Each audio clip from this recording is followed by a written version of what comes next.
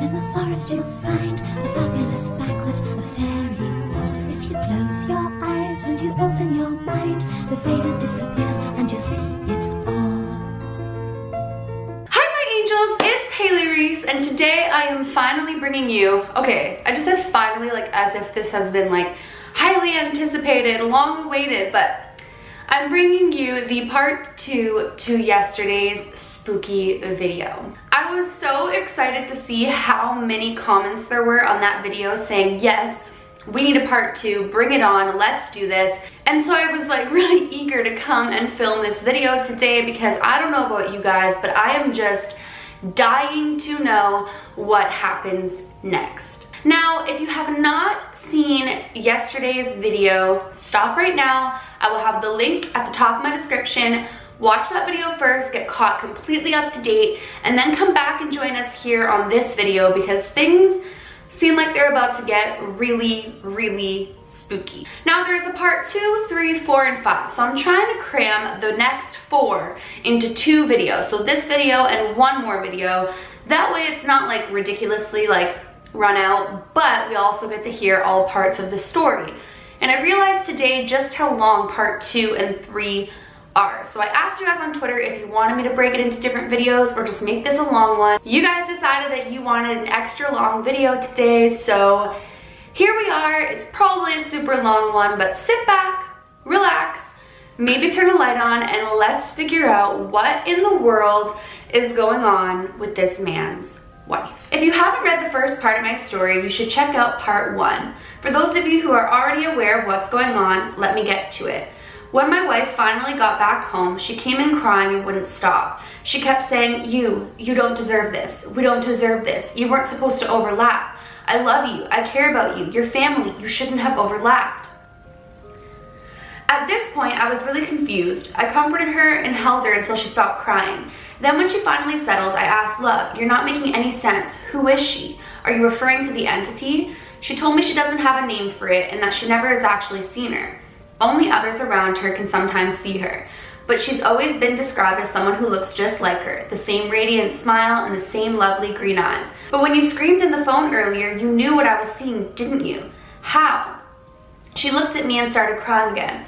I only kept it from you because I didn't want to freak you out. It's all right. Just tell me everything, I replied, pulling her close. Then she told me the story of the last person who overlapped, meaning they saw her and the entity at the same time. When Natalie was in high school, her family, mainly her parents, 2 brothers, began to see it, as I call it for the lack of a better word, around the house. She was always described as a smiling girl who would usually just be sipping on water.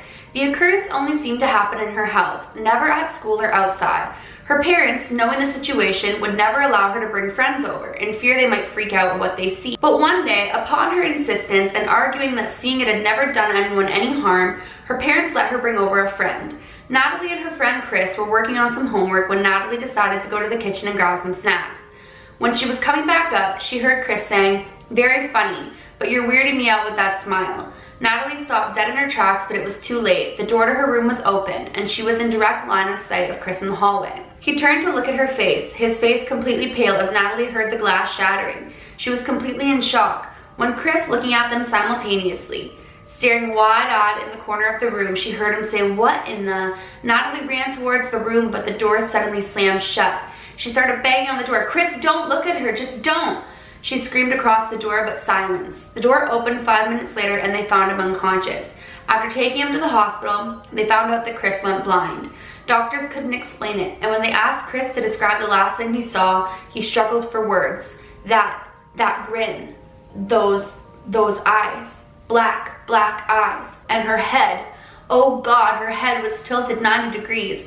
I never thought such a beautiful face could be so twisted.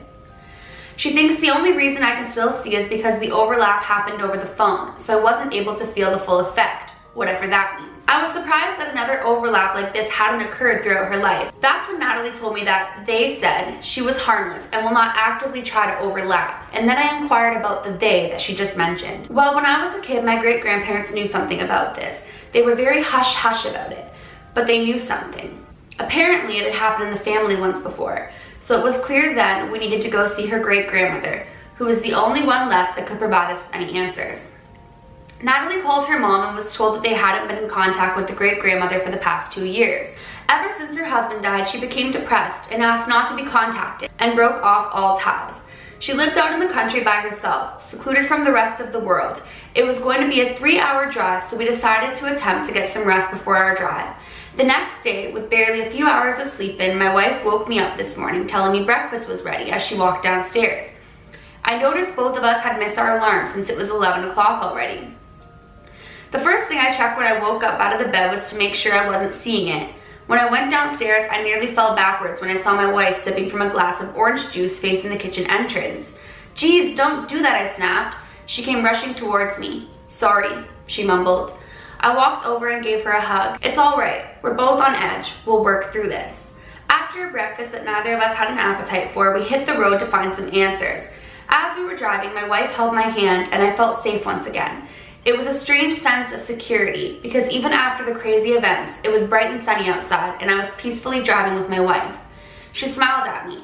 I smiled back, looking at her beautiful green eyes, while fighting internally to take the image of the twisted entity off my mind. We remained quiet for most of our journey until we finally reached the house. The house was located deep off of a small highway on a narrow dirt road. There was an old van parked, but it didn't look like it had been driven for weeks. The house looked like it had been abandoned for a while. My wife reached out and held my hand. "Let's hope for the best and see what we find," I said. But before I could open the door, my cell phone rang. The moment the first ringing sound broke the air, my wife clutched my hand a bit tighter. She was on edge. I could tell. I looked over at her and she was smiling ever so slightly. I pulled out my phone and looked at the caller ID. It read Natalie. The grip of the hand I was holding started to get tighter and tighter. I suddenly got the feeling I was not with my wife at all. Call it a gut feeling. I picked up the phone as I realized the person in my peripheral vision was changing their expression. The breathing got heavier as I heard the neck starting to turn. With that little bravery I had left, I turned away, not daring to see the twisted face. "It's not me," Natalie yelled from the phone. The instant her voice reached my ear, I felt glass-shattering sound and a burning pain on my hand that lasted for a split second. I recoiled in pain, responding, "I know, I think it's gone now." I looked over to see, and sure enough, it wasn't there anymore. I breathed, "Don't hang up and drive over here. We need to see this thing through." On her drive over, she explained how when she woke up, she was seemingly stuffed under the bed, as if someone knocked her out and slid her under the bed. When she woke up and realized that I wasn't there, she knew something was up and called immediately. At this point, I was freaking out, a lot. So many questions rushed through my mind. It talked. It acted just like my wife. How was it holding my hand? How in the world did it get out of the house? And most importantly, how do I tell it apart from my wife? That's when I remembered the stinging pain and looked down at my hand. There was a very clear "lucky" burned into my hand. While I waited for my wife to drive over, I started thinking. The entity said, "Breakfast's ready," and "sorry." And why in the world was it sipping orange juice? Is it evolving? Is it learning how to fool me? I wondered for a long time what all of this meant until my wife finally arrived at 5 p.m. It was getting dark and I wanted to find a motel and come back tomorrow, but my wife insisted that we at least check it out to see if something lives in the abandoned house. Before she got out of the car, she took a cigarette lighter from her car and burned it on her hand. I got very upset when she did that, but she said it might help me tell them apart. At this point, any idea of rationalizing this fear sounded great. We went out and knocked on the door as the doorbell seemed broken. "Did you hear that?" My wife looked at me terrified. "Hear what?" I wondered. "The scream. It sounded like someone in pain." My instinct was to back out. I really wish I had. But before I could do anything, my wife was opening the door, leading me in. I held her hands while keeping one foot in the door. I was all too familiar with the classic door slams behind you in a creepy house to walk in completely. Inside, everything was dusty and full of webs. It was also unnervingly dark. As my eyes adjusted to the dark, I noticed the house was completely trashed, with strange symbols scratched into the walls and on broken furniture in shades of red. Just then, my wife said she started to feel dizzy. I immediately caught her as she passed out. Then, to my horror, as I looked up, I saw her in the hallway. I could barely make out her figure, but her finger was pointed at me with her head tilted at an unnatural angle. Could you guys imagine? I did not need to stand there until I saw the rest of her creepy figure. I immediately turned around, dragging my wife with me. The door behind us slammed shut, but luckily my foot was in the door. I groaned in pain from the impact and lunged towards the barely opened door and crashed outside with my wife. I looked back, wishing she was gone, but she was still walking towards us, very slowly and deliberately. The next moments are kind of hazy, as I was full of adrenaline. I somehow managed to throw my wife in the car and get in. As I looked in my rearview mirror, I saw her mouth was now wide open and she screamed. As I hit the accelerator, I heard what sounded like windows in the house smashing. I drove half an hour to a small motel to rent a room for the night. At this point, my wife is asleep, and I have not slept at all. I dare not look away from her. And what does the message on my hand mean? Is it toying with me, telling me I'm lucky my wife called to save me? Should I go into the house again with someone else? I typed up this update for you guys, and in a little bit, she'll be up and we'll decide what our next move is. Any suggestions are welcome. And that's where we lead into part 3. My wife woke up. We had a long discussion on what our next step should be. While we were talking, I casually glanced at her wrist and noticed the burn mark was still there. She saw me looking, and her usual radiant green eyes became dull. It's me. I wish I could tell you not to be afraid of me, but I don't trust myself anymore. Tears started running down her face as I gave her a hug and comforted her, without responding. She was right. I was starting to doubt the person I trusted to protect me in any situation, though I took some comfort in the fact she was still the one who saved me twice from the twisted entity. Besides doubting ourselves, we did come up with a few theories that seemed to make sense in light of recent events. First, it seems the entity is unable to appear in my wife's presence, proven by the fact the moment she passed out, I was able to see it. Secondly, the entity is either evolving, since it was able to speak and move out of the house, or there might be multiple entities, as some of you suggested. Third, technology could potentially be a weakness for this thing, as the phone call saved me twice now. Finally, there is something very wrong with that house, and the entity definitely doesn't want us there. The house has something that has to be explored, but it's too dangerous to just go back without any further knowledge. So we decided to talk to the only other person in Natalie's life who had experienced the overlap, her high school friend, Chris. After making some phone calls, we found out that Chris lived in a nearby town and had become a support group speaker for the visually impaired. It turned out he was actually speaking at 11 a.m. and we still had enough time to make it. We got to the small community hall just in time as they closed the doors. Most of Chris's speech was very uplifting and full of emotion, talking about all that he had achieved in his life. He ended his speech by saying, "The day that I lost my vision was the day that I truly stopped living in fear." We stuck around after when the hall had emptied and approached Chris, who was standing next to his wife, whom he had introduced earlier during his speech. I didn't even know where to begin to ask him about his vision loss, and before I could say anything, he pointed at me. "Ah, so the overlap happened. She said you would come." He then went on to tell us that ever since the incident, Natalie's great-grandmother had been close in touch with Chris. She felt very guilty about what had happened and was determined to find as much as she could. She also insisted that it was only a matter of time before the overlap happened again around Natalie, and she wanted to find a way to stop it. When we told Chris about the condition of the house and the symbols, he became very serious. Then she tried to do it. She tried to bind what holds the sisters together to the house. "I'm afraid she might not have survived that," he said. I was really confused at this point. "Did you just say sisters?" I asked. Chris told us to follow him home, as there was a lot we needed to discuss. While Chris's wife cooked us lunch, he told us about the day he lost his vision. "So I never told anyone except your great-grandmother, but that day I lost my vision. Before I passed out, I'm pretty certain I saw a second entity behind the one I was staring at in disbelief. And as I drifted into unconsciousness, I heard a whisper, 'Feed.'" He went on to explain that Natalie's great-grandmother called the entity sisters, since she was certain there was more than one of them. Additionally, she believed that they feed off our fears, and not just fear, but the greater fear, the more attracted the entity becomes. But the greater the fear, the more attracted the entity becomes. This made sense, seeing as I've been afraid for most of my life, and now I'm at the peak of my fear since the one I saw as my protector has become the subject of my fear. After years of researching into ancient lore, demonology, mythology, and family history, Natalie's great-grandmother found a way to pin the sisters. That has to be where the strange symbols in the house and why the sisters didn't want us going near the house. She must have found a way to bind them there. However, seeing as the entity still appeared and drove with me in the car, that means they're still able to move freely. But they might have a vulnerability in that house. All of this was progress, yet the thought of not knowing how to deal with these sisters was quite troubling. "Lunch is ready," called out Chris's wife as we made our way to the kitchen to enjoy a much-needed meal. Chris wanted to end this as much as we did, so he insisted we spend the night with him for our safety. Considering I had not gotten any sleep lately, I welcomed the idea. We all stayed in his living room, and Chris's wife and I took shifts, staying up to make sure nothing happened. I woke up at 3 a.m. feeling thirsty yet again. I laughed at myself as I thought I may have a medical condition of waking up thirsty in the middle of the night. I looked over at Chris's wife since it was her shift to be on watch. Sure enough, she was awake and was looking over at me with a gentle smile. I whispered, "Water?" and she pointed to the kitchen. I walked over, half in fear of seeing the entity again. The kitchen was thankfully empty. As I went to look for water in the fridge, darn, no cold water in the fridge. I figured they might have some bottled water in the pantry. When I opened the pantry, I saw that it was very spacious and dark. I went to turn on the light and saw something very unexpected and horrific. In the corner lay Chris's wife, tied up, seemingly unconscious.